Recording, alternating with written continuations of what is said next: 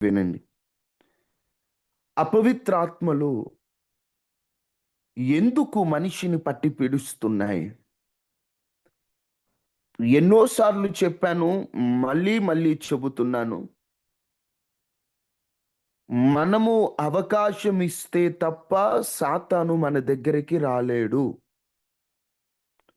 మనము ఏ పాపాన్ని కోరుకొని ఆజ్ఞను అతిక్రమించి దురాశ ద్వారా పాపమును మనం ఎప్పుడైతే చేస్తామో, పాపము చేయడం ఆరంభించిన తరువాత సాతానుకి డోర్ తెరిచినట్లు అప్పుడు వాడు ఒక మనిషిలోకి చొరబడి వాడు చేయాలనుకుంటున్నది వాడు చేయిస్తూ ఉంటాడు. మొదట మనం ద్వారం తెరిస్తే తప్ప వాడు మన యుద్ధకి రాలేడు. కొంతమంది వాళ్ళు చేసేటువంటి ప్రతి అతిక్రమాన్ని సాతాను పైనెట్టి మాకేం తెలియదంటుంటారు. ఒకటి గుర్తుపెట్టుకోండి, ఒకడు తాగుబోతవ్వాలి, ఒకడు తిరుగుబోతవ్వాలి, ఒకడు పనికిమాలిన పని చేయాలి అని సాతాను ఎలా డిసైడ్ చేస్తాడంటే, నీలో ఉన్న ఆసక్తిని బట్టి, నువ్వు చేసే దాన్ని బట్టి, నువ్వు ఇప్పుడు ఒకసారి తాగావంటే అప్పుడు డోర్ తెరిచినట్లు సాతానుగాడు నీలోకొచ్చి ఇక రోజు దాపిస్తాడు. నువ్వు ఆ ఒకసారే డోర్ తెరవకపోతే వాడు రాలేడు. నువ్వు అవకాశం ఇస్తేనే వాడు నీ యొద్దకు రాగలడు. వాడు సింహము కాదు, సింహము వలె తిరుగుతాడు. వాడు నిజం చెప్పాలంటే వాడు దేవునికి కాదు విరోధి, మనకు విరోధి. వాణ్ణి ఎదిరించి జయించే శక్తిని దేవుడు మనకిచ్చాడు.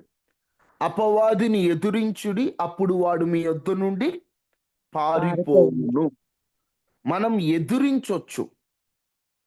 మనము వాడిని చూచి భయపడాల్సిన పని లేదు. వాడి పన్నాగాలు ఎలా ఉంటాయో పసిగట్టి, వాడు ఎలా దాడి చేస్తున్నాడో గమనించి, సమయోచితమైన జ్ఞానం కలిగి మనము అపవాది పన్నాగాలను ఎదురించాలి. సాతాను మనం అనుకున్నట్టు ఒక్కడే అన్ని పనులు చేయడు గాని వాడి కింద కొన్ని సమూహాలుగా ఉంటాయి. ఆ సమూహాల ద్వారా అవకాశాలిచ్చే మనుషులను పట్టి పీడిస్తూ ఉంటాడు. సాతాను ఆకాశ మండలమందున దురాత్మ శక్తులను ఎలా మనుషుల మీదకి వదులుతున్నాడంటే, ఒకటి అపవిత్రాత్మ. అపవిత్రాత్మ అంటే మనిషిని అపవిత్రపరుస్తూ తనలో ఉన్న పవిత్రతను పోగొడుతూ ఎలా అయినా ఈ మనిషిని అపవిత్రునిగా అంటే ఒక మాటలో చెప్పాలంటే అశుద్ధునిగా, శుద్ధత లేకుండా చేయాలని సాతాను వేసేటువంటి పన్నాగమే అపవిత్రాత్మ. ఎదురు చూస్తూ ఉంటాడు. ఇంగ్లీష్లో ఉంటుంది అన్‌క్లీన్డ్ స్పిరిట్ అని. అంటే శుభ్రం లేకుండా చేసేటువంటి దురాత్మ. శుభ్రం లేకుండా అంటే పరిశుద్ధత లేకుండా. ఎవరైనా అవకాశం ఇస్తారా? ఎక్కడైనా అవకాశం ఇస్తారా అని ఎదురు చూస్తూ, ఎక్కడ పరిశుద్ధత లేకపోతే అక్కడికి చొరబడి ఆ మనిషిని ఇంకా పాపంలోకి తీసుకెళ్ళిపోతాయి. మొన్నటి రోజున చెప్పాను, అపవిత్రపరచు ఆత్మలు ఎన్నుకున్న ఒక బాణమే కామం. ఎందుకు కామాన్ని సాతాను వాడుకొని జారత్వం, అక్రమ సంబంధాలు, వ్యభిచారాలు ఇలాంటి పాపాలు ఎందుకు చేయిస్తున్నాడో కూడా మీకు చెప్పాను. ప్రారంభము నుండి దేవుడు పెట్టిన ప్రాసెస్‌ని పాడు చేయడమే వాడి పన్నాగం. ఆదాము అవ్వల చేత పాపము చేయించినప్పుడు వారిని ఫలించనివ్వకుండా దేవుడు అడ్డుపడి వాళ్ళిద్దరిని అక్కడితో నాశనం చేస్తాడని సాతాను అనుకున్నాడు. కానీ పాపం చేసిన తరువాత అవ్వమ్మ దేవుణ్ణి వేడుకొని, అయ్యా పొరపాటు జరిగింది నాయనా అని బ్రతిమలాడుకున్నప్పుడు, దయగలిగిన దయామయుడు కరుణించి అవ్వ గర్భాన్ని తెరిచి కయీను, హేబేలును ఇచ్చాడు. ఈ కయీను, హేబేలును దేవుడు ఇచ్చే క్రమములో దేవుడు ఆదాము అవ్వలకి మధ్య పెట్టిన ఆ ప్రాసెస్‌ని పాడు చేయాలని అపవాది పన్నాగాన్ని కలుగున్నాడు. ఆదికాండము 6వ అధ్యాయం లోపు ఎక్కడ అవకాశం దొరకలేదు. 6వ అధ్యాయములో ఆకాశ మండలములోనున్నటువంటి దేవుని కుమారులుగా చెప్పబడిన దేవదూతలు వారు శరీరాకారములో కొంతమంది మనుషులతో పాపం చేసినప్పుడు అలాగున మనుషులలో కామ క్రోధ ఆలోచనలన్నీ పెట్టేశాడు అపవాది. అలా అలా 6వ అధ్యాయం తర్వాత మనుషులందరిలో కామ దురాత్మలు ఎక్కువైపోయాయి. ఎప్పుడైతే ఈ పాపం ఎక్కువైపోయిందో అందరినీ నాశనం చేసి నోవాహుని తన కుటుంబాన్ని ఉంచుదామని దేవుడు అనుకుంటే వారు ఓడలోకి వెళ్ళి బయటకు వచ్చిన తర్వాత నోవాహు కుమారుడైన కానానునకు తండ్రినే పనికి మాలిన చూపు చూచి శాపాన్ని కొని తెచ్చుకున్నాడు. అలాగున ప్రారంభము నుండి మనిషిలో ఈ కామం అనేటువంటిది పని చేస్తూ మనిషి అక్రమంగా తయారవుతున్నాడు. సొదొమ గొమోర గాని, ఆ తర్వాత కనానీయులు గాని, ఆ తర్వాత మోయాబీయులు గాని, ఆ తర్వాత ఐగుప్తీయులు గాని ఈ పాపంలో ఎక్కువ అయిపోతూ ఉన్నారు. జనాలను ఇంకా పాపంలోకి ఎలా తీసుకెళ్లాలో అపవాది బాగా ఆలోచించి దేవతల ముందు అసహ్యమైన ఇస్తార్ దేవి కామదేవత ముందు పిచ్చి పిచ్చి డాన్సులు చేపిస్తూ అక్కడే వ్యభిచారం జనాలు చేసేటట్లు ప్రేరేపించింది. అలా అలా మనుషులలో ఈ కామపాత్మలు పనిచేస్తూ రికార్డింగ్ డాన్సుల పేరుతో ఒకనాడు అసహ్యంగా మనుషులలో కామ ఆలోచనలు పెరిగేటట్లు చేశాయి. టెక్నాలజీ పెరిగే కొద్దీ, సెల్ ఫోన్లు చేతికొచ్చిన కొద్దీ పాడు సినిమాలతో, సినిమా దృశ్యాలతో, పాపపు దృశ్యాలతో మనిషిలో ఉన్న కామ తలంపులను రేపుతూ అపవాది జనములను అపవిత్రపరచడంలో సక్సెస్ అయ్యానని ఆనందపడుతూ ఉంది. చాలా మంది యవనులు, చిన్నలు, పెద్దలు, సేవకులైన వారు కూడా ఈ పాపంలో పడిపోతున్నారు. కారణం ఏంటంటే అపవాది అపవిత్రపరచడానికి కామాన్ని ఎన్నుకున్నారు. మనిషిలో సహజమైన ఫీలింగు, దేవుడిచ్చిన అదృష్ట వరము ఈ కామం. భార్యాభర్తలను సంతోషంగా ఉండమని వారిని ఆశీర్వదించి దేవుడిచ్చిన ఈ ప్రాసెస్ ని పాడు చేస్తూ భార్య భర్తల మధ్య ఈ ప్రాసెస్ ఉండనివ్వకుండా అక్రమ సంబంధాల పేరుతో సాతాను ఎంతగానో ఈ పని చేయడంలో సక్సెస్ అవుతున్నాను అని వాడు సంబరపడిపోతున్నాడు, మనిషిని అపవిత్రపరుస్తూ. ఈ విషయాలన్నీ కూడా మీకు చెప్పాను. ఈ అపవిత్రపరచు ఆత్మలు ఒకరిలో పని చేస్తున్నప్పుడు అవి ఆ మనుషులను పట్టి పీడిస్తూ ఉంటాయి. ఉదాహరణకి గెరాసేనీయుడిలో అపవిత్రాత్మ పనిచేస్తున్నప్పుడు ఆ అపవిత్రాత్మ పనిచేస్తున్న విధానం మనకందరికీ అర్థమవుతుంది. మార్కు సువార్త 5వ అధ్యాయములో అతడు సమాధులలో నివసించేవాడు అనుంది. అంటే సమాధి అంటేనే మనకు అర్థమవుతుంది మనుషులు ఎవరు ఉండరు అక్కడ, ఒంటరి జీవితం, చచ్చినోళ్ళ మధ్య నివసిస్తూ ఉండేవాడు. ఈ గెరాసేనీయుల ప్రాంతములో దెయ్యము పట్టినవాడు, అపవిత్రాత్మ పట్టినవాడు. ఈరోజు చాలా మంది కూడా ఈ అపవిత్రాత్మ చేత నడిపింపబడుతున్నటువంటి వారు మనుషుల మధ్యలో ఉండలేరు. వాడు ఆ కామ ప్రేమలకు బానిసైపోయి కుటుంబాన్ని దూరం చేసుకుంటాడు. ఇదిగో నా తల్లిదండ్రుల్ని బాధ పెడుతున్నాను, నేను అమ్మాయి మోజులో పడి, నేను నా స్నేహితులను బాధ పెడుతున్నాను, నా సొంత వారిని బాధ పెడుతున్నాను అనేటువంటి ఆలోచన ఉండదు. సమాధులలో బ్రతుకుతుంటాడు, ఒంటరిగా ఉంటాడు. వాడితో మాట్లాడాలంటే కోపం, వాడితో మాట్లాడాలంటే చిరాకు. ఎప్పుడూ కూడా సమాధులలో బ్రతుకుతున్నట్టు ఒంటరితనం అనేటువంటి ఈ అపవిత్రాత్మ బట్టితే ఏం చేస్తుందంటే అందరినీ దూరం చేస్తుంది. ఈరోజు చాలా మంది అక్రమ సంబంధాల్లో చేరి భార్యకు, పిల్లలకు దూరం అయిపోతున్నారు. యవనస్తులైతే తల్లిదండ్రులకు, సంఘానికి, సహవాసానికి దూరం అయిపోతున్నారు. అపవిత్రాత్మ ఒక మనిషిని ఒంటరిగా తీసుకెళ్ళిపోద్ది. ఇక వాడు ఏం చేశాడు? గెరాసేనీయుల ప్రాంతంలో ఉన్నవాడు, సమాధుల్లో ఉండేవాడు, తనని తాను గాయపరుచుకునేవాడు. ఈరోజు యవనులకి ఏదైనా చెప్పాలంటే అమ్మాయి వద్దురా అంటే వాడు అంటున్నాడు నేను చచ్చిపోతాను అంటున్నాడు, నా చేయి కోసుకుంటాను అంటున్నాడు. కొంతమంది యవనుల చేతులు చూస్తుంటాను ఒక్కోసారి నేను. ఆ చేతుల మీద అదేదో అన్ని లైన్ మార్కులు కనపడతా ఉంటాయి చేతుల మీద. లైన్ మార్కులు కనిపిస్తున్నాయి. ఏంట్రా బాబు అంటే వాడు కోసుకున్నాడు. ఏంట్రా కూరగాయలు కట్ చేసినంత సులభంగా చేతులు కోసుకుంటున్నావేంటి? ఏదైనా చిన్న గాయమైతే తట్టుకోలేని వారు ఈ మోజులో పడి అపవిత్ర ఆత్మలు అలా పనిచేస్తుంటాయండి. వాడు చెయ్యి కోసుకుంటుంటాడు. వాడు ఏం చేసి వాడు గోడలకేసి గుద్దుకుంటుంటాడు. వాడు తలకేసి బాదుకుంటుంటాడు. తనను తాను హాని చేసుకుంటుంటాడు. ఇవన్నీ అపవిత్ర ఆత్మలు అలా నడిపిస్తుంటాయి. వాళ్ళు కూడా అవకాశం ఇస్తుంటారు. కొంతమంది అనుకుంటారు, అమ్మ మా పిల్లలు చాలా మంచోళ్ళు, మొత్తం సాతాను గడి చేస్తున్నాడు. మీ పిల్లలు మంచోళ్ళే, కానీ మీ పిల్లలు ఇచ్చే అవకాశాన్ని బట్టే సాతాను గడి పని చేస్తున్నాడే. మాలో పని చేయడే, మాలో లేదే ఆ మోసు, వారిలోనే ఎందుకు? వాళ్ళు ఇచ్చే అవకాశం అది. వాళ్ళు ఇచ్చే అవకాశాన్ని బట్టి అపవిత్రాత్మలు పనిచేస్తుంటాయి. అందుకని కోపంలో తనని తను తక్కువగా భావించుకోవటం, వాళ్ళని వాళ్ళు నాశనం చేసుకోవటం, ఇలాంటివన్నీ కూడా అపవిత్రాత్మలు చేస్తుంటాయి. అదుపు తప్పిన ప్రవర్తన కనిపిస్తూ ఉంటది గెరాసేనీయుల ప్రాంతంలో. గొలుసులు తెంచడం అంటే ఆవేశపడిపోవటం, కంట్రోల్ లేకుండా పోవడం. ఈరోజు చాలా మంది కూడా అంతే, కంట్రోల్లో ఉండట్ల, కంట్రోల్ తప్పిపోతున్నారు. కంట్రోల్ లేకుండా చేస్తున్నారు అపవాది. ఇలా చెప్పుకుంటూ పోతే ఎన్నో సందర్భాలు ఉన్నాయి. లూకా 9:37-43 వరకు కూడా అపవిత్రాత్మ ఒక బాలుల్లో పనిచేస్తే, ఇది ఇంతకుముందు మీకు చెప్పాను, అందుకే స్పీడ్గా వెళ్ళిపోతున్నా. నేలకేసి పడిపోద్ది. అప్పుడు దాకా ఒకలా ఉంటాడు, కాసేపటికి మళ్ళీ ఇంకోలా మారిపోతాడు. బానే ఉన్నాడు అనుకునే సొప్పు 3 స్వింగ్స్ అంటారు. ఈరోజు అపవిత్రాత్మ పనిచేసిన చాలా మంది ఇంతే. కొంతసేపు ఏమో బాగా ప్రేమగా మంచిగా ఉంటారు ఇంట్లో తల్లిదండ్రులతో.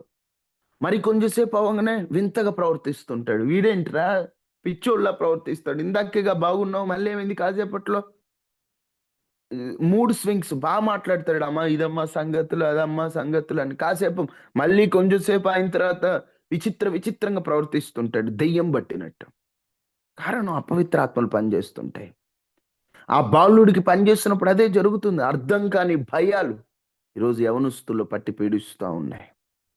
ఒకటే నేను చెప్తున్నాను, అపవిత్రాత్మ నుండి విడుదల పొందడం దేవుడు మనకిచ్చినటువంటి, ఒక మాటలో చెప్పాలంటే విడుదల పొందడం దేవుడు మనకిచ్చిన భాగ్యం. మనల్ని ఆ బానిసత్వంలో ఉంచాలని దేవుడు అనుకోవట్లే. ఎటువంటి అపవిత్ర ఆత్మలైనా దేవుడు బంధిస్తాడు.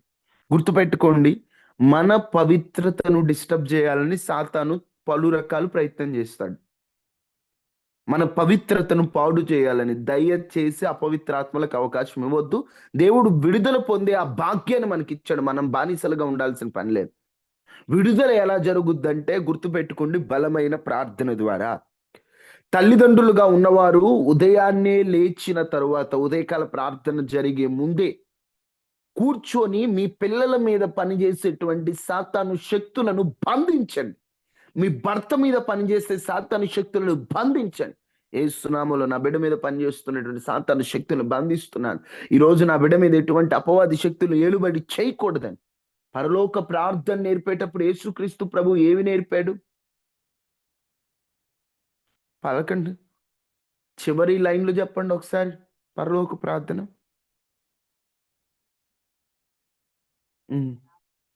ఆ తర్వాత దుష్టుని నుండి ఏమని ప్రార్థించమన్నా? తప్పించు. దుష్టుడి నుంచి మమ్మల్ని తప్పించు దేవా, మమ్మల్ని తప్పించు. దుష్టుడిలోకి మేము వెళ్ళకూడదు, మేము తప్పించబడాలి. ఈరోజు అదే ప్రార్థన నువ్వు చేస్తున్నావు ఉదయాన్నే. అయ్యా ఈరోజు నా భర్తను, నా పిల్లలను దుష్టుని నుండి తప్పించయ్యా, సాతాను ఆత్మల నుంచి తప్పించయ్యా, సాతాను బంధకాల నుంచి తప్పించయ్యా, వారు సాతాను చేతిలోకి వెళ్ళకూడదు స్వామి, తప్పించండి అయ్యా, తప్పించండి అయ్యా, తప్పించండి అయ్యా అని ఎప్పుడన్నా ప్రార్థన చేసావా? ఏదో వాక్యం విని వెళ్ళిపోతే అమ్మో ఇలా పనిచేస్తాయి, అలా పనిచేస్తాయి అని ఈ వర్తమానాలన్నీ చెప్తుంది మిమ్మల్ని భయపెట్టాలని కాదు. మీకు ఇంకా ధైర్యాన్ని ఇచ్చి, ఒకవేళ ఇలాంటి దురాత్మలు పనిచేస్తున్నట్లయితే నజరేయుడైన యేసు నామములో బలమైన ప్రార్థన ద్వారా వీటిని జయించడం చాలా సులభం. మీలో ఒక బలమైన ప్రార్థన ఉండాలని ఇవన్నీ చెబుతున్నాను తప్ప మిమ్మల్ని కలవరపరచాలని కాదు. అపవిత్రాత్మలు మనిషిని అపవిత్రతలోకి నెడుతుంటాయి. అపవిత్రత అంటే కామం ఒక్కటే కాదండి. చాలా ఉన్నాయి మనిషి అపవిత్రపరిచేవి. మనిషిని అపవిత్రపరిచేది బయట నుండి వచ్చేవి కాదట. ఎక్కడి నుండి వచ్చే? లోపల నుండి ఉన్నాయి మనిషిని అపవిత్రపరిచేది. కుళ్ళు మనిషిని అపవిత్రపరుస్తుంది. అధిక కోపం మనిషిని అపవిత్రపరుస్తుంది. అసూయ, తొందరపాటు ఇవన్నీ మనిషిని అపవిత్రపరుస్తాయి.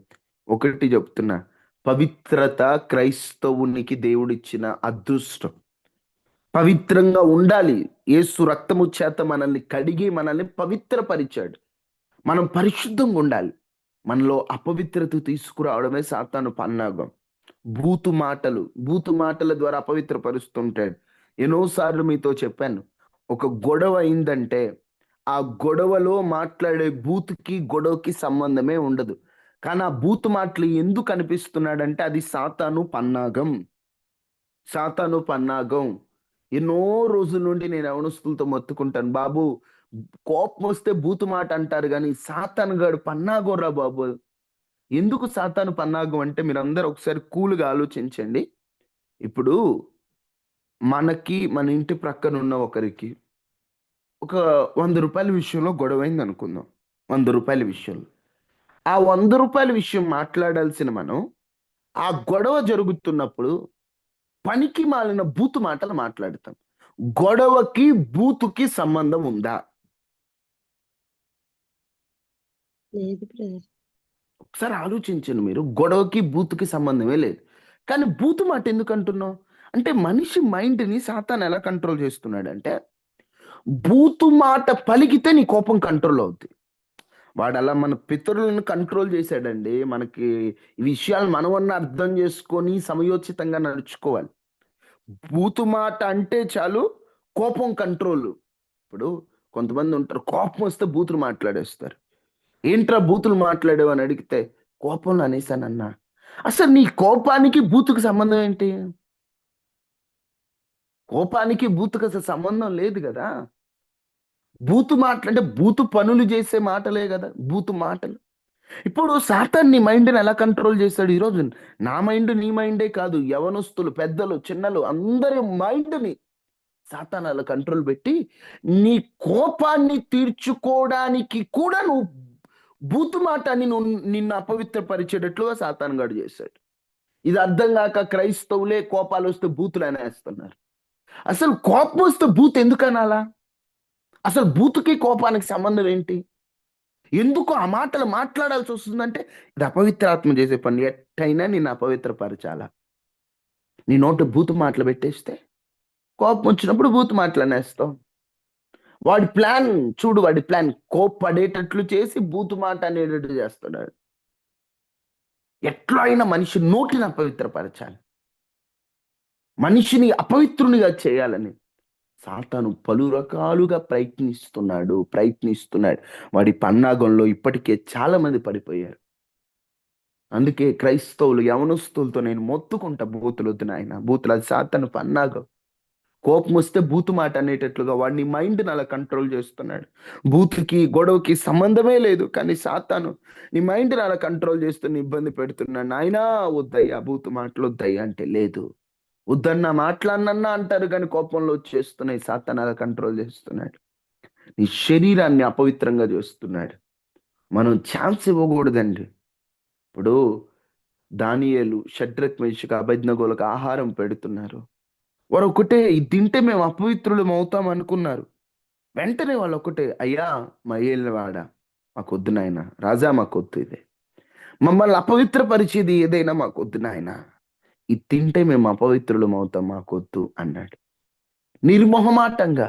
ఈరోజు ఆ మనసు అనుకుందా, అమ్మో ఈ పని చేస్తే నేను అపవిత్రాత్మలకు అవకాశం ఇస్తాను, నన్ను అపవిత్రపరుస్తాయి ఇవి, వద్దు, నన్ను అపవిత్రపరిచేది ఏది నాకు అక్కరలేదు, నన్ను పాపములోకి నెట్టేది ఏది నాకు అక్కరలేదు, నన్ను అపవిత్రతలోకి తీసుకెళ్లేది ఏది నాకు అక్కర్లేదు, వద్దండి నేను ఆ పాపం చేయను అని నువ్వు వెనకడుగులు వేస్తే అపవిత్రాత్మ నీలో పనిచేయడానికి అవకాశాలు ఉండవు.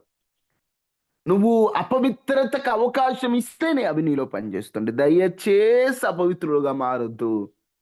నువ్వు పరిశుద్ధునిగా, ఒక్కడే పురుషుడైన యేసుక్రీస్తుకి పెండ్లి భార్యగా మనం సిద్ధపడాలంటే మనలో అపవిత్రత ఉండకూడదు. మచ్చ, కలంకము, డాగు లేని వధువు సంఘముగా మనం సిద్ధపడాలంటే మనలో అపవిత్రత పని చేయకూడదు. నిజం చెప్పాలంటే అపవిత్రాత్మలు ఎక్కువగా పని చేయడానికి కారణం ఏంటంటే ఇదే కారణం. నువ్వు వధువు సంఘంగా సిద్ధపడకూడదంటే నువ్వు అపవిత్రంగా ఉండాలి. అందుకే నీ పవిత్రతను చెరపడానికి సాతాను చాలా ప్రయత్నాలు చేస్తుంటాడు. మీరు కాకపోతే గమనించండి, ఎప్పుడైతే మీరు బాగా పరిశుద్ధంగా ఉండాలనుకుంటారో అప్పుడే ఎక్కువ పడిపోతారు. ఎప్పుడైతే మీరు బాగా ఇంక అసలు ఈ రోజు నుండి నేను టీవీ చూడకూడదు, ఫోన్ చూడకూడదు అనవసరంగా, ఈ రోజు నుండి నేను కోప్పడకూడదు, ఈ రోజు నుంచి నేను బూతు మాటలు మాట్లాడకూడదు, ఈ రోజు నుండి నేను చాలా పరిశుద్ధంగా ఉండాలి అని నువ్వు ఎప్పుడైతే అనుకుంటావో అప్పుడే ఎక్కువ పడిపోతావు. కారణం ఏంటంటే నువ్వు అనుకున్నప్పుడు సాతాను శక్తి లెక్క వాటికి నువ్వు తీర్మానం చేసుకున్నావంటే చాలు, వాటికి అబ్బా వీడు తీర్మానం చేసుకున్నాడు రా బాబా అని ఒక మంట. అందుకే దాడి చేస్తా ఉంటాయి. ఎడు దొరుకుతాడు, ఛాన్స్ ఇచ్చావా వచ్చేస్తాయి, అంతే. ఛాన్స్ ఇచ్చావా వచ్చేస్తాయి. వచ్చేసి నేను ఇంకా అపవిత్రతలోకి నెట్టేస్తా ఉంటాయి. చాలా మంది యవనస్తులు పవిత్రంగా బ్రతుకుతాను నేను తీర్మానం చేసుకున్నాకే ఎక్కువ పడిపోయారు. అందుకని ఒక కంట కనిపెడుతూ బలమైన ప్రార్థనతో వాడికి అవకాశం ఇవ్వకుండా ఉంటే అపవిత్రాత్మలు మిమ్మల్ని పనిచేయో, మీ పవిత్రతను చెరపవు. ఈ అపవిత్రాత్మల గురించి చెప్పాలంటే ఇంకా చాలా విషయాలు ఉన్నాయి. కానీ ఒకే విషయాన్ని ఎక్కువ రోజులు ధ్యానిస్తే మనకు మిగతావి ధ్యానించడానికి సమయం సరిపోదు. కాబట్టి మరొక ఆత్మ గురించి మీతో చెప్తున్నాను. అదే మోసపరుచు ఆత్మ. అదేంటమ్మా? మోసపరుచు ఆత్మ. ఈ మోసపరుచు ఆత్మ కూడా బైబిల్లో అయితే వాటి పేరు లేదు, కానీ డెమాలజీ అంటే సాతానుకు సంబంధించినటువంటి శాస్త్రాల్లో ఎంతో మంది బైబిల్ పండితులు ప్రముఖులు రాసిన పుస్తకాలలో వారు ఈ మోసపరుచు ఆత్మను కూడా 3 రకాలుగా వారు విభజించారన్నమాట. మోసపరుచు ఆత్మను. ఒకటి బెలియాల్, బెలియాల్. 2 పైమాన్. 3 ఆస్మోడియస్, ఆస్మోడియస్. 3 బెలియాల్, పైమాన్, ఆస్మోడియస్. బెలియాల్ అంటే నీతి లేకుండా మనిషిని నీతిమంతునిగా కానీయకుండా మోసం జరిగితే అది బెలియాల్ మోసం అంటారు. బెలియాల్ మోసం. పైమాన్ అంటే జ్ఞానం పేరుతో మనిషిని మోసం చేస్తే అది పైమాన్ అంటారు. ఆస్మోడియస్ అంటే కామం పేరుతో మోసం చేస్తే అది ఆస్మోడియస్ అంటారు. మీకు ఇంకా అర్థమయ్యేటట్టు చెప్తాను. బెలియాల్ అంటే నీతిమంతుణ్ణి అవినీతిమంతునిగా మార్చడమే ఈ బెలియాలు మోసపరుచు ఆత్మ పని. ఉదాహరణకు ఆదాము అవ్వలు వారు పరిశుద్ధంగా నీతిమంతులుగా వారు అటు ఇటు తిరుగుతున్న సందర్భములో ఈ దురాత్మ మోసపరుచు ఆత్మ వారిలో ఎలా పనిచేస్తుందంటే, మొదటిగా అపవాది వారితో మాట్లాడిన మాట ఏంటి? అవ్వతో మాట్లాడిన మాట ఏంటి? ఇది నిజమా? ఇది నిజమా?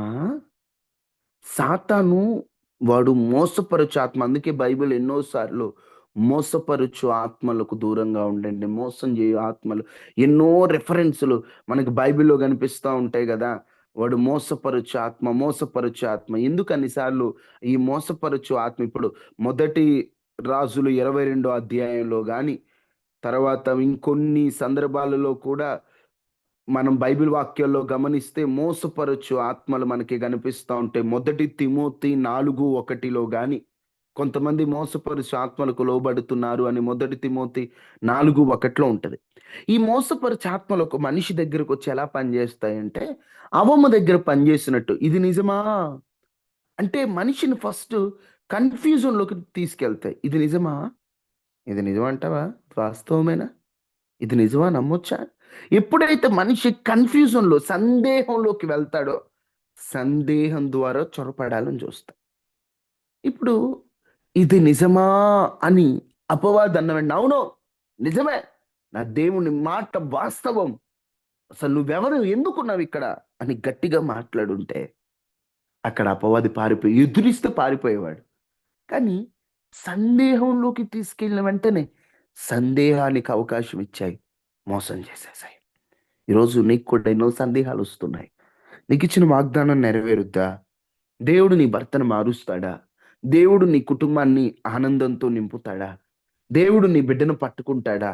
ఈళ్ళు ఇంతే చెబుతారులే, ఇవన్నీ జరగవులే, ఈడు మారడులే, ఎవరు మారినా ఈ పిల్ల మారదులే, ఆయన మారడులే, వాళ్ళు మారరులే అని నిన్ను సందేహంలోకి అపవాది నెడుతుంటే, నిజమేలేండి, వీడు మారడులే, ఇది మారదులే, ఇది అవ్వదులే, ఇంక ఇది జరగదులే అని నువ్వు అనుకుంటున్నావు, సందేహపడుతున్నావు అనుకో. ఆహా, ఛాన్స్ దొరికింది అనుకుంటాడు అపవాది. మనిషి సందేహపడుతున్నప్పుడు సందేహాలు వస్తాయి. సందేహమును యేసు నామములో వదిలిపెట్టి విశ్వాసకర్త, దాన్ని కొనసాగించు వాడైన క్రీస్తు వైపు మనం చూడాలి. సందేహిస్తే సందేహాలు ఎలా ఉంటాయంట? పత్రికలో రాయబడి ఉంటది. సందేహం ఎలా ఉంటదంట? సముద్ర తరంగము వలె. చూడండి ఒక్కసారి ఆ మాట. ప్రతి ఒక్కరు ఆ మాట చూడండి. యాకోబు పత్రిక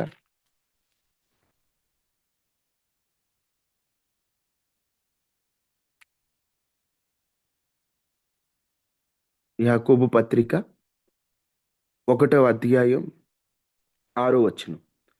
అయితే అతడు ఏ మాత్రము సందేహింపక విశ్వాసముతో అడగవలెను. అడగవలెను.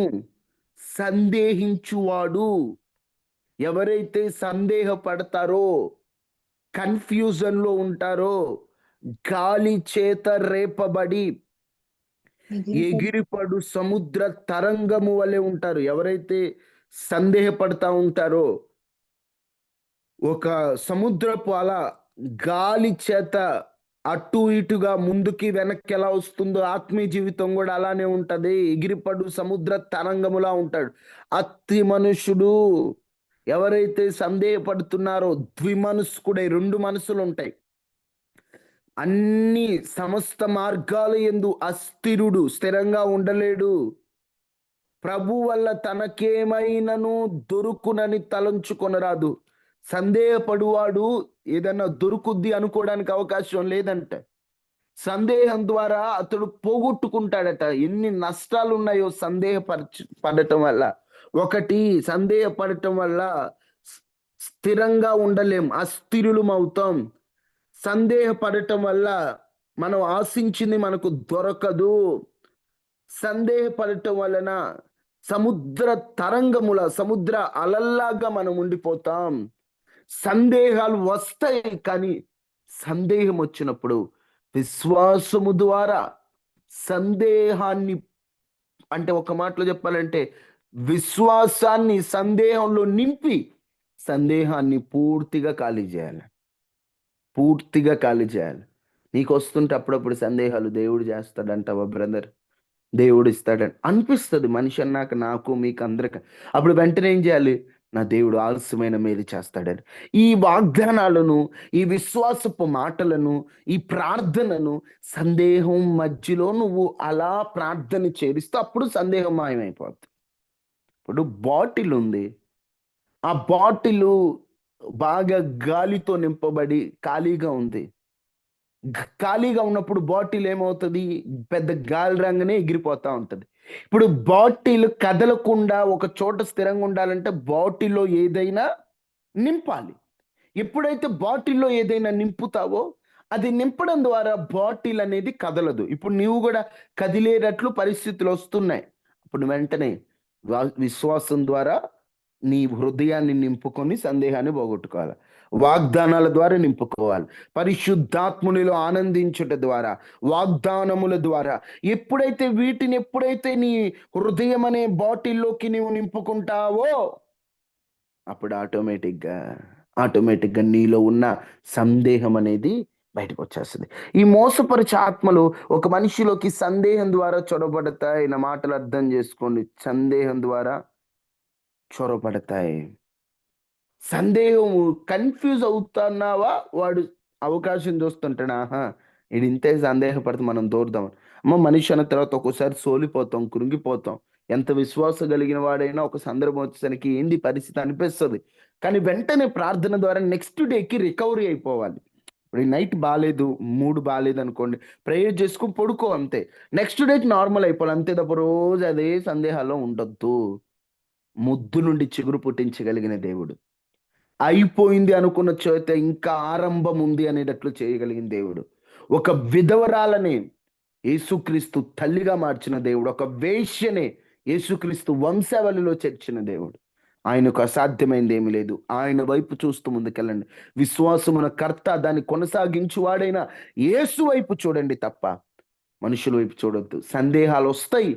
సందేహాన్ని మోసపరిచే ఆత్మలు నీలోకి రావడానికి అవి ఎంట్రన్స్ లాగా తీసుకుంటాయి. సందేహం వచ్చినప్పుడు వాక్యాన్ని నింపి సందేహాన్ని పోగొట్టుకోండి. తర్వాత ఏం చేసింది?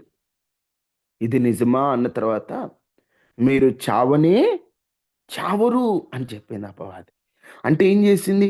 దేవుని మాట సత్యం. ఇప్పుడు అపవాది ఏం చేసింది? ఆ సత్యాన్ని వక్రీకరించింది. సత్యాన్ని తారుమారు చేసింది. ఈ మోసపరుచు ఆత్మను చేసే పనే అది. సత్యాన్ని రాబోయే కాలంలో ఇప్పటికే మోసపరుచు ఆత్మల చేత నడిపింపబడుతున్న సేవకులు ఉన్నారు. జనాల మోసం చేసేస్తున్నారు, ఈజీగా మోసం చేసేస్తున్నారు. పరిశుద్ధత నుంచి మళ్ళీ చేస్తున్నారు. ఒక ఆయన వాక్యం చెప్తూ అంటున్నాడు, మనల్ని దేవుడు ఎప్పుడో క్షమించాడు, మనం ఎలా ఉన్నా పర్లేదు అంటున్నాడు. ఇంకొక ఆయన తప్పుడు బోధల్ని, పనికిరాని బోధ, సత్యాన్ని వక్రీకరిస్తున్నారు. అంటే ఈ అపవాది మోసపరిచే ఆత్మలో సత్యాన్ని వక్రీకరిస్తాయి. సత్యం అంటే దేవుడు చెప్పింది, దేవుని మాటను మార్చడమే కదా. బైబిల్లో ఉన్న ఒక మాట తీసేసిన, ఒక పొల్లు యాడ్ చేసిన ఈ గ్రంథములో ఉన్న శాపాలన్నీ వాళ్ళ మీదకి వచ్చేస్తాయని వాక్యంలో రాయబడి ఉంటాయి. ఏకంగా కొంతమంది బైబిల్నే మార్చేస్తున్నారు. తప్పండి. ఈ మోసపరిచే ఆత్మల విషయంలో చాలా జాగ్రత్తగా ఉండాలి. మనుషులు మోసం చేస్తుంటాయి, సందేహపరుస్తుంటాయి, సత్యాన్ని వక్రీకరిస్తుంటాయి. నీతిమంతునిగా ఉన్నవారిని అనీతిమంతులుగా మారుస్తాయి ఈ దురాత్మలు. మీకు అర్థమయ్యేటట్లుగా చెప్పాలంటే చెప్పాను కదా ఇందాక, అలాగనే ఈ బెలియాల్ నీతిమంతులను అవినీతిమంతులుగా మార్చడం, అదే అక్కడ జరిగింది. ఆదామవులు నీతిమంతులుగా, ఏ పాపం ఎరుగని వారిగా ఉంటే ఆ నీతిమంతులని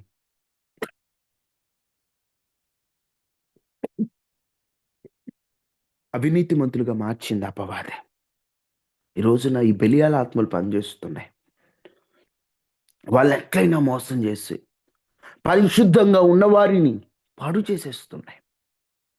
ఓ చదువుకోవడానికి ఒక యవనస్తురాలు హైదరాబాద్ వెళ్ళిందంట. హైదరాబాద్ వెళ్ళి చాలా పరిశుద్ధురాలండి, ప్రార్థన, కుటుంబం తప్ప వేరే ఒకటి తెలియదు, నీతిమంతురాలు. ఏమాత్రం లోక ఆశలు ఇరుగనిస్తే ఎప్పుడైతే అక్కడికి వెళ్ళిందో ప్రక్కనున్న స్నేహితులు ఆ అమ్మాయిని చూసి, అమ్మాయి నువ్వేంటి ఇలా మోటుగా ఉన్నావు, నువ్వేంటి ఇలా ఉంటున్నావు, ఇలా ఉంటే ఈ లోకంలో బ్రతకలేము, నేను చెప్పినట్టు విను, ఇలా ఉంటే కాదు అని చెప్పి ఆ అమ్మాయిని ఒక ట్రాప్లోకి తీసుకొచ్చాయి. అపవిత్రాత్మలు, మోసపరిచే ఆత్మలు పనిచేశాయి అక్కడ. ఈ బెలియాల ఆత్మ ఏం చేసిందంటే హైదరాబాద్ వెళ్ళేటప్పుడు కన్యకగా పరిశుద్ధరాలిగా వెళ్ళింది. 2 సంవత్సరాలు చదువు పూర్తి చేసుకొని వచ్చే లోపే మధ్యలోని సంవత్సరంన్నరకి గర్భవతి ఇంటికి వచ్చిందంటే, వెళ్ళడం నీతిమంతురాల్లాగా వెళ్ళింది, రావడం అన్నీ కోల్పోయి వచ్చింది. కారణం మోసపరిచే ఆత్మలు ఆ అమ్మాయిని అలా ట్రాప్లోకి తీసుకెళ్ళాయి. ఈ అమ్మాయి అవకాశం ఇచ్చింది. ఫ్రెండ్స్ వచ్చి ఇదిగో ఈ పాపం చేయి అని చెప్పినప్పుడు నేను చేయను అని గనక గద్దించుంటే అపవిత్రాత్మ, మోసపరచు ఆత్మ, బెలియాల ఆత్మ అక్కడ పని చేయకుండా ఉండేది. వాళ్ళు చెబుతుంటే ఇంట్రెస్ట్ వచ్చేసింది అమ్మాయికి. వాళ్ళు చెప్పే మాటలకి ఆసక్తి పుట్టింది. ఆహా, ఈ సూపర్ ఉన్నట్లున్నాయి ఈ మాటలు అనుకుంది. ఎప్పుడైతే అలా అవకాశం ఇచ్చిందో ఆటోమేటిక్గా తన జీవితమే పాడైపోయింది. ఈ మోసపరచే ఆత్మల గురించి రేపు ఇంకా వివరంగా చెప్తాను, అర్థం చేసుకోండి. ఈ మోసపరిచే ఆత్మలో చాలా మంది చిక్కి మోసపోతున్నారు. మోసపోయామని ఎప్పుడు తెలుస్తుందో తెలుసా? అన్నీ కోల్పోయాక, ఏదో ఒక నష్టపోయాక అప్పుడు మోసం చేశారని అర్థమవుతుంది. అవునా కదా? ఇప్పుడు ఒకడు మోసం చేశాడు. ఇప్పుడు ఉదాహరణకి ఒకడు ఒక 10,000 ఇవ్వండి మీకు లోన్ ఇప్పిస్తాను అన్నాడు అనుకోండి. వాడి 10,000 ఇచ్చినప్పుడు తెలియదు మోసపోయామని. ఎప్పుడు తెలుసుద్ది? వాడు ఆ 10,000 ఎగ్గొట్టాడని అర్థమైనప్పుడు, వాడు ఫోన్ ఎత్తకపోతే, వాడు ఫోన్ స్విచ్ ఆఫ్ అయిపోతే అప్పుడు అర్రే మనం మోసపోయావురా అనుకుంటాం. అంటే నష్టం ఎదురయ్యాకే మనకు మోసపోయిన అర్థమవుద్ది. అంటే ఇప్పటికి మనం మోసపరుచు ఆత్మలో ఉన్నాము. మనకి ఇప్పుడు అర్థం కాల. రేపు నష్టం వచ్చాక అబ్బా నేను ఇన్నాళ్ళు ఈ మోసపరిచే ఆత్మలోకి ఉన్నానా అర్థమవుతుంది. నష్టం వచ్చిన తర్వాత మనం బాధపడే ఉపయోగం ఉందా? లేదు. నష్టం వచ్చిన తర్వాత బాధపడే ఏమైనా ఉపయోగం ఉందమ్మా? లేదు. ఛాన్స్ లేదు. అందుకని ఈ మోసపరిచే ఆత్మలో ఒకవేళ మనమైనా, మన కుటుంబ సభ్యులైనా ఎవరైనా పీడింపబడుతుంటే యేసు నామములో విడుదల జరగాలి. యేసు నామములో విడుదల పొందితే అప్పుడు నష్టం రాకముందే దేవుడు మనల్ని విడిపించేస్తాడు. నష్టం వచ్చాక బాధపడి ఉపయోగం లేదు కదా! అందరూ ప్రార్థన చేసుకున్నారు. రేపు ఇంకా క్లుప్తంగా మనం ఈ వర్తమానాన్ని ధ్యానం చేద్దాం. అందరూ తల వంచని ప్రార్థన చేసుకుందాం. మహాపరిశుద్ధుడా, మహోన్నతుడా, దయగలిగిన దేవ, మోసపరుచు ఆత్మలు చేత సభ్య సమాజం ఎలా పీడింపబడుతుందో మాతో మాట్లాడుతూ వచ్చాను. అపవిత్ర ఆత్మల నుండి, మోసపరుచు ఆత్మ నుంచి, ఈ పెళ్యాల ఆత్మ నుంచి మీరు మమ్మల్ని విడిపించండి ప్రభువా. అయ్యా మీరు మాతో ఉండేటువంటి దేవుడు. మేము నిన్నే నమ్ముకున్నామయ్యా. నిన్ను ఆశ్రయించు వారిని నువ్వు సిగ్గుపరిచే దేవుడు కాదయ్యా. అయ్యా నిన్ను ఆశ్రయించిన వారిని నువ్వు వదిలిపెట్టే దేవుడు కాదయ్యా. ఎంతైనా నమ్మదగిన దేవుడు అయ్యా. అయ్యా ఈరోజు ఉదయకాల ప్రార్థనలో పాల్గొన్న వారందరి కుటుంబాల చుట్టూ మీ కంచె వేయండి. వైరస్లు, అనారోగ్యాలు, ప్రమాదాలు దరి చేరకుండా కాపాడండి. దుష్టుల నుంచి తప్పించండి. ప్రతి ఇంటి చుట్టూ కంచె వేయండి. ఆనందాన్ని, సంతోషాన్ని, సమాధానాన్ని ఇవ్వండి. ప్రతి ఇంటిలో నెమ్మదినివ్వండి. ఒకరింటి ఒకరికి ప్రేమ, కుటుంబాల్లో సంతోషం ఇవ్వండి. చేస్తున్న పని పాటల్లో మీరు తోడుగా ఉండండి. నీ బిడ్డల పక్షాన్ని మీరు నిలిచి అద్భుతం చేయండి. నాయనా ప్రతి ఒక్కరికి ఆధారం మీరే స్వామి. ప్రతి ఒక్కరిని జ్ఞాపకం చేసుకోమని నాయనా మీకు వందనాలు. రాజా మీకు స్తోత్రాలు. పరిశుద్ధుడైన దేవుడవు నీవు, కరుణించే దేవుడవు నీవు, కృప చూపే దేవుడవు నీవు. నాయనా మీకు వందనాలు. దయగలిగిన తండ్రివి నీవు. ఈరోజు ఈ ఉదయకాల ప్రార్థనలు పాల్గొన్న వారందరినీ జ్ఞాపకం చేసుకోమని. ప్రేయర్ రిక్వెస్ట్లు ఎంతో మందికి ఉన్నాయి. ఆ ప్రేయర్ రిక్వెస్ట్లన్నిటిని మీరు తెరిచమని, అనుదిన గురు ప్రార్థనలు కూడా అద్భుతంగా ఘనంగా మీరు జరిగించమని, సహాయం చేయమని యేసు నామములో అడిగి వేడుకొని ఉన్నాము తండ్రి. ఆమేన్. ఆమేన్. తండ్రి అయిన దేవుని ప్రేమ, కుమారుడైన యేసుక్రీస్తు వారి కృప, పరిశుద్ధాత్మని సహవాసం మనకి మన కుటుంబాలకు ఎల్లప్పుడూ ప్రభు కృప తోడైండును గాక. ఆమేన్. ఆమేన్. ఆమేన్. అమ్మ ప్రతిరోజు 7:30 నుండి 8:30 వరకు గ్రూప్ ప్రార్థనలు జరుగుతున్నాయి. గ్రూప్ ప్రార్థనలో ఏకీభవించడం ద్వారా ఎన్ని అద్భుతాలు జరుగుతున్నాయో అనుభవిస్తున్నటువంటి వారు ఎంతో మంది ఉన్నారు. మాకంటే నాకు రోజు మీటింగ్స్ ఉన్న కారణంగా రాత్రంటే నేను ఎవరు జాయిన్ జాయిన్ అవ్వలేదు. అవ్వలేకపోతున్నాను. ముగ్గురే జాయిన్ అయ్యారు రాత్ర. ఎవ్వరు జాయిన్ అమ్మ అవ్వలేదు. అమ్మ అందరూ జాయిన్ అవ్వండి. ఎందుకంటే మీ కొరకు మీరు ప్రార్థన చేసుకునే ఒక అవకాశం. మాకంటే మీటింగ్స్ ఉన్న కారణంగా ప్రత్యేకంగా ప్రార్థన చేసుకోవడానికి మాకు, అంటే మీతో కలిసి ప్రార్థన చేయడం వీలు అవ్వట్లేదు. కానీ మీరు ఖచ్చితంగా వీలు కల్పించాం గదా! చక్కగా జూమ్ లింక్ మీకే అప్పగించాం గదా! చక్కగా ప్రార్థన చేసుకోమంటున్నాం గదా! స్త్రీలు ఎంతోమంది ఉంటున్నారు. ఖాళీగా ఉంటున్నారు. ఒక 7:30 నుంచి ఒక్క అరగంట లేదా ఒక గంట లేదా ఒక ముప్పావు గంట మీకున్న అవసరాలు బట్టి కొంతసేపు ప్రార్థనలో ఏకీభవించి, అక్క మా పరిస్థితి ఇది, లేదా సిస్టర్ మా పరిస్థితి ఇది, ఒకరికొకరు పంచుకొని, ప్రేయర్ చేసుకొని, చక్కగా మీరు ఆత్మీయంగా ఒకరికొకరు ఆత్మీయ బంధంతో కొనసాగండి అనే కదా నేను చెప్తుంది. మన ఆత్మీయ బంధువులం. ఒకరి కొరకొకరు ప్రార్థన చేసుకోవాలి. దయచేసి 7:30 కల్లా మీరు గ్రూప్ ప్రార్థనలో జాయిన్ అవ్వండి. ఇంకా ఎక్కువ మంది ఉంటే బాగుంటది. ఇద్దరు ముగ్గురుగా కంటే అందరూ ఉంటే చక్కగా ప్రార్థన చేసుకోవచ్చు. అందరూ కలిసి బలంగా ప్రార్థన చేయొచ్చు. కొంచెం మర్చిపోకుండా జాయిన్ అవ్వండి. అందరికీ వందనాలు. దేవుడు మిమ్మల్ని దీవించును గాక. ఆమేన్. వందనాలే. వందనాలమ్మా. ఓకే. అందరికీ వందనాలు. ప్రైజ్ లార్డ్ అమ్మా. ఓకే.